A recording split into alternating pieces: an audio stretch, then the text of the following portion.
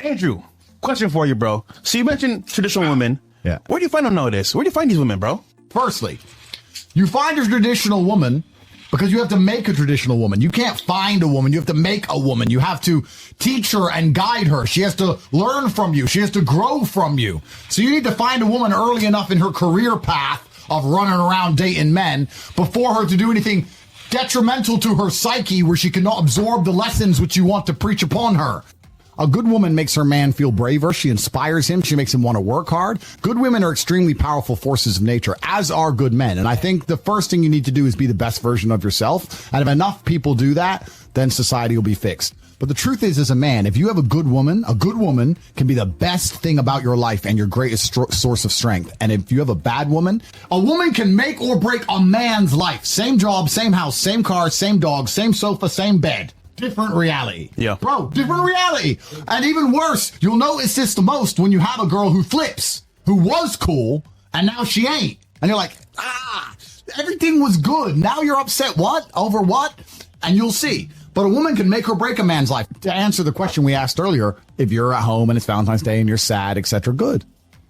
You're lucky and you're blessed, and you need that mental reframe. And it's amazing how powerful a mental reframe can be. I think a lot of people even underestimate that the exact same scenario with a complete different reframe of it can change the outcome and all the lessons you learn from it. When bad things happen to me, my first answer is good. I've trained myself. This has happened. Good. It's supposed to happen. Good. And that's the ultimate reframe. Because if you're going to sit there and go, oh, why me?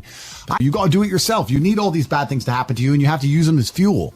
I think all the bad things that happen to you in your life are extremely important. I think pain is one of the most important elements of the alchemy that's required to become the most fantastic version of yourself. If you look at any superhero movie, the superhero had pain. Batman's Batman because they killed his parents. If they didn't kill his parents, he simply wouldn't be Batman. And I think a lot of men, when bad things happen to them or heartbreak, etc., they don't understand that all that pain that's been given to you in that scenario is extremely important and valuable. Probably the worst experience as a man is to go through life and everything go right all of the time. Actually, imagine that. You're born, you wake up, everything's fine, your girl ain't gonna leave, and you don't have to go gym, and no one's gonna try and fight you, and your bills are always paid. That sounds depressing to me. Genuinely. All these bad things are supposed to happen to you so you can level up. You're supposed to go through the pain so you can get better. It's a universal law it's a constant of the universe. Even if you want to build bigger muscles, you have to destroy the old ones. That's how they grow bigger, right? You want to be more resilient. You want to be more observant. You want to be more capable of dealing with negative scenarios or heartbreak or bad things happening to you. Well, then you better get used to pain. Pain is the flavor of life. And the people who try and change the flavor are never going to be as competitive as the people who eat it up and go, okay, that's what it tastes like. Fine by me. Give me some more. And those are the ones who get very good at it. So if you're sitting here at home and you're sad, fantastic. I'm a little bit jealous. I'm genuinely a little bit jealous. Bad things are supposed to happen to you, but you have to use them as fuel. You can't sit there and let the bad things happen to you and feel sorry for yourself. You got to take all that pain and turn it into something good. That's your responsibility as an adult. Yeah, I think men have a natural, innate masculine instinct to protect and to provide. Yep. If you're a man who has his stuff in order, you naturally want to protect those you care about. And you naturally want to provide for them. You have no problem paying their bills and taking care of them. A good man has no problem paying the bills for his woman and paying the bills for his kids and making sure they're safe. That's what a man wants to do when he has his things in order. If you're the kind of man who doesn't feel that way innately, there's something wrong with you. And there's probably 50-50 is unacceptable, guys. Yeah, and there's probably something wrong with you because you're not being the best version of yourself. And it's amazing how easily you'll do the things you're supposed to do when you're the man you're supposed to be. And if you focus on making sure you're as strong and rich and smart and hardworking and intelligent as possible, and if you're careful with the company you keep, both male and female, and you have friends, like that's what's so important about masculine networks.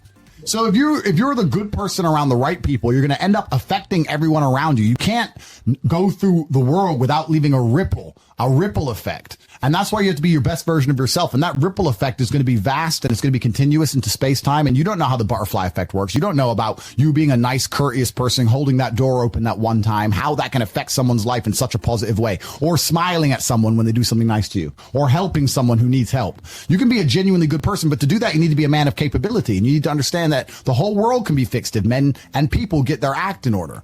And I truly believe that all of this falls on men. But I actually believe that men are meant to lead, and women in general, as a general rule, when they find a man they respect, they follow him. And I know that because if you meet a good woman and she loves you, all of a sudden she likes the music you like. Yep. She likes the cars you like. She believes the politics you believe. She watches the shows you watch. So if we have such a problem with women, she plays the games you play, all of it. So we have such a problem in the world today. That's down to a huge lack of masculine role models and a huge lack of men doing their job.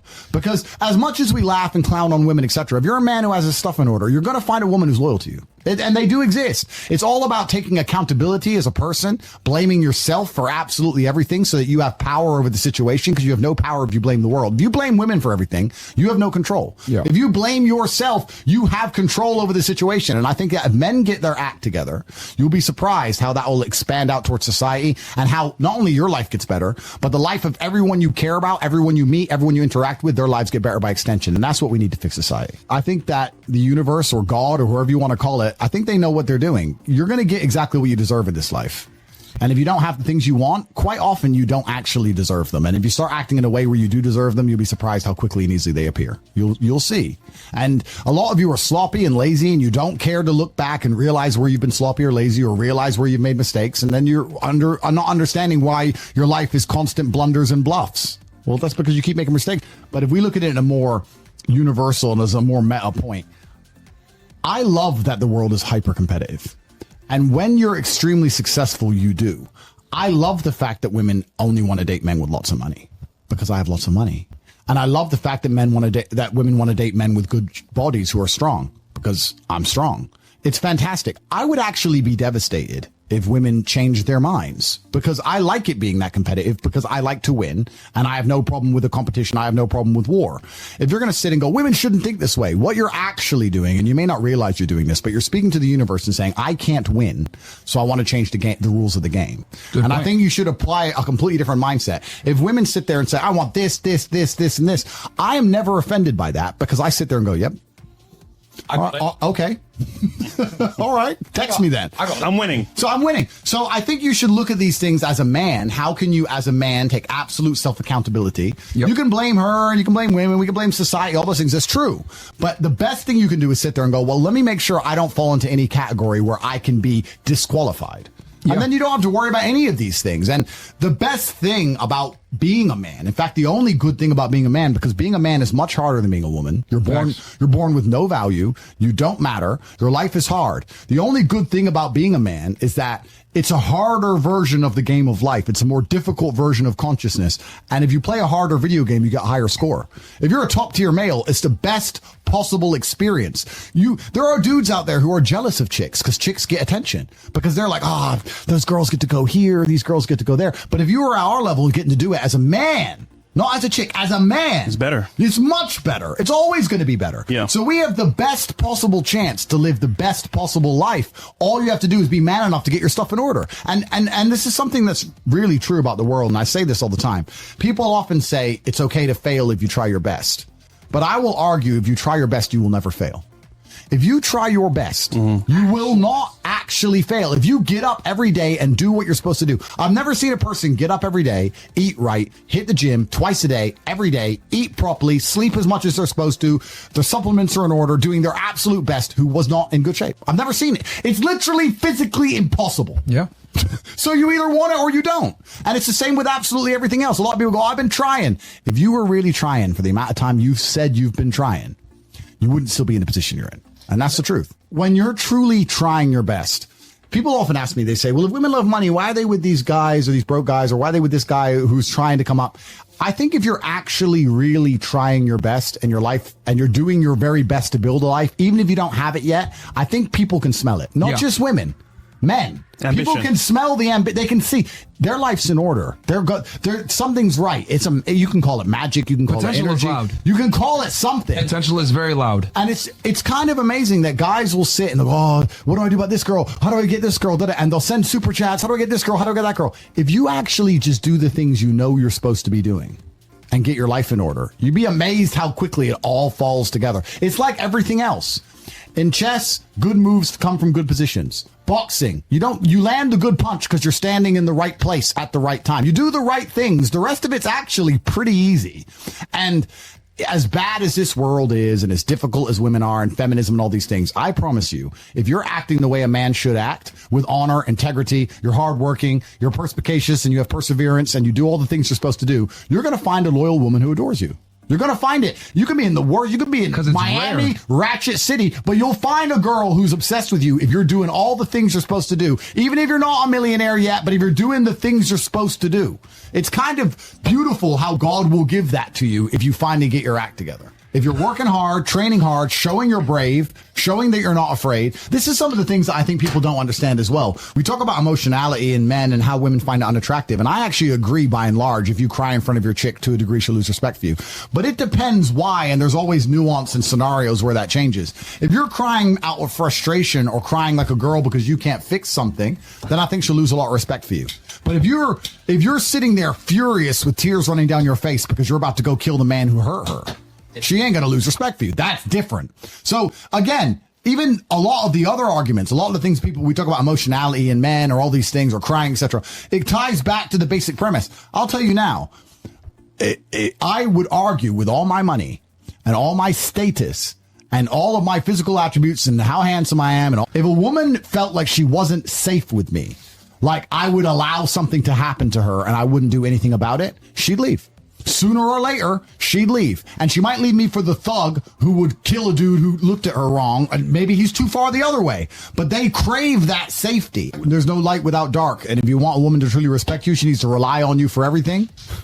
But you better not fail her. And you have a huge responsibility as a man. You got massive responsibility. You can't be the guy who says, I don't know. Bro, when she comes to you and says, this is broken, and you go, I don't know.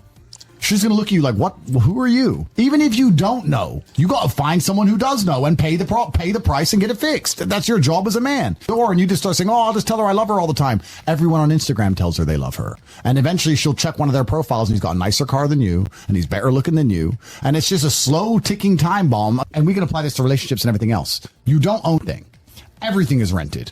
You have a nice business, you stop working on it, you go broke. You have a nice body, you stop training, you lose it. You have love, you stop working on it, you lose that too. Everything is rented. And I'll tell you the number one thing in the world that's rented that most people don't realize is that is your woman's respect for you. You can't start slipping because you start slipping and the trap is they make you slip. Yes. Just eat this food. The superpower is to never be slipping. I'll even tell you now, this is a personal story. It's a personal experience, but women have said to me, you always live with your boys. Why are you always with your boys? I'd like to live with you. But they never leave me because living with my boys is what keeps me sharp. That's why I am the man they're in love with in the first place. If I live with just them, you're never going to be the same as when you're with the predators. You're never going to train as hard. You're never going to keep your head on a swivel the same. You've got to have that. You've got to have that warrior instinct. So when we talk about a woman's respect being rented for you, that comes down to so many tiny things. It comes down to the fact that your phone is charged and your gas tank is full and you're organized. Bro, some of my best conversations are me sitting with my girl and talking about what we would do when World War III comes. What we're going to do what we would do if someone tried to break into our house. Well, they can't, baby, because I put a gate there and I've got armed guards. I've got bulletproof doors. Look, here's a Glock. I got this here. I didn't know that gun was there. Of course I do, baby. I've got everything. Like, they love hearing that. They don't love it. They love hearing that more than anything. Stay ready. Stay ready, because that's what they expect from you as a man. That I'll tell you, nothing will turn a chick on more than you telling her how you'll fight the entire world to save her. But they also expect it of you, and it doesn't matter how liberal the relationship, doesn't matter how feminist the girl and guy. If they're walking down the street and a man comes up to attack them, she's gonna expect her man to do something. Damn right. She's gonna expect him to do something. I think one of the few things left you can offer as a man that social media cannot yet replace us for is security and safety. I think it is your primary objective to make a woman feel safe. And I think if you can do that, she will feel something intrinsic that is aligned with her biology that she can't get from social media. And if you do it well and you're good at your job, in fact, her being famous on social media and having so much attention ties into her needing safety even more. And I think that security and safety can be physical, it can be financial, it can be in a lot of different ways. But if you say to a woman, look, you can get a bunch of attention on Instagram, sure. You can make some money on Instagram, sure. A bunch of men are going to message you on Instagram, sure. But I'm the only one who's going to make sure nothing bad happens to you. I'm the only one who's going to make sure you don't make mistakes. I'm the only one who's going to make sure that you are taken care of. And if there's a problem, you can call me no matter what. And that requires a degree of competence and capability. But I feel like, and I'm just talking from personal experience, if you can't make a woman feel safe nowadays in lots of different regards, both physical and financial, and even intellectually safe, if you're competent and a woman comes to you with her problem, it takes you less than a fraction of a second to tell her what to do. Yeah. If you can make her feel safe, you can compete with the machine mind. But if you can't give her that safety feeling anymore, if you're Joe Schmo and you can't do it, or if you don't feel like, or if she doesn't look at you as a man who she can come to for guidance or advice, if you can't give her safety, I don't think you can compete with Instagram. I think you're going to lose, no matter how much money you have or how much attention you give her. You can't give her more attention than the world will give her on Insta. You can't. Safety's all we have left, which ties into why it's so important you need to be a masculine man in the first place. She needs to look at you. My girl says to me all the time, "You're my hero.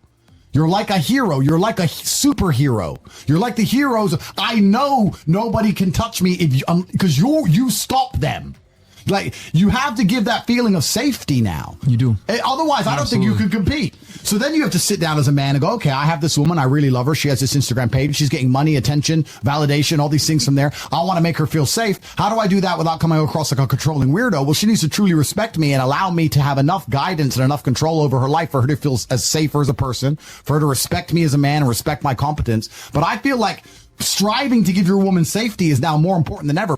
Safety is one of the last true emotional biological triggers that women have left. Truthfully, if you care about your woman, you should be doing this anyway. If you live in Phoenix, Arizona, and you see girls who get murdered in Phoenix, Arizona, you need to send that news article to your chick. Yes. That's not dark side at all. That's not being manipulative. That's saying, look, everyone thinks it won't happen to them till it happens. It happens. Look at this. Here's how, and then ask her as an adult. You're an adult. How do you think, look at the scenario, read the article. Why did this happen to her? Well, first it was 9:30 at night. Secondly, she was by herself. Thirdly, she was riding a bike. Like, how do we make sure this never happens to you? Do you understand that I wouldn't be able to continue with my life and be the same person if I lost you? How do I make sure this never happens to you? My number one goal is not to stop you having fun and not to stop you living your life, but I feel like as a man, I need to protect you. Here's this, that. Once you show your intention is truly for her safety, she's going to be far more likely. She'll have a much higher propensity to listen to what you say, because that's the last thing left you can offer as a man. Now, if you're lazy, Really good point. If you're lazy, if you don't train, if you don't know how to fix the fridge, if you come across as incompetent, if you're sloppy, if you're slow, then she's not going to believe you when you try these things, because she can say, well, what would you do anyway? I have genuinely never been, or every single girl who knows me, whenever they watch the movie, and this is, I swear to God, when they watch Taken, they message me. They say, you'd do that, wouldn't you? So, of course, top G. They believe Liam Neeson my ways, because I'm that guy. Yeah. I'm that guy in their mind. And you got to be that guy. I've had my girl say to me, can I go here? And I say, no, I don't trust those people, or it's dark, or I'm not around, or I don't really want you to go there.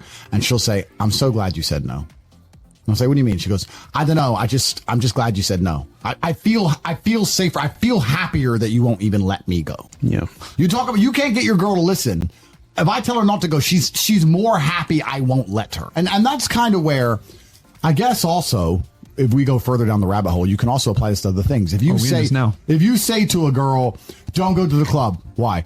You're right, but the reason you're telling her reeks to a degree of insecurity. Now, you're right, and you can do it the right way. But if you were to say, I don't think you should be going out, bad things happen, I care about you, and I want to make sure you're okay, I'll take you out, but I don't think you should be going out. And she's like, I really want to go, You're like, all right, cool, I'm trying to protect you here. I'm your man, and I believe it's my job to keep you safe in all realms. If you want to disobey my orders, well, then how can I be responsible for making sure you're safe? But now you're not speaking from a position of insecurity. You're speaking from a position of authority and respect and capability and competence, which is a different thing. And I don't think many men even do that.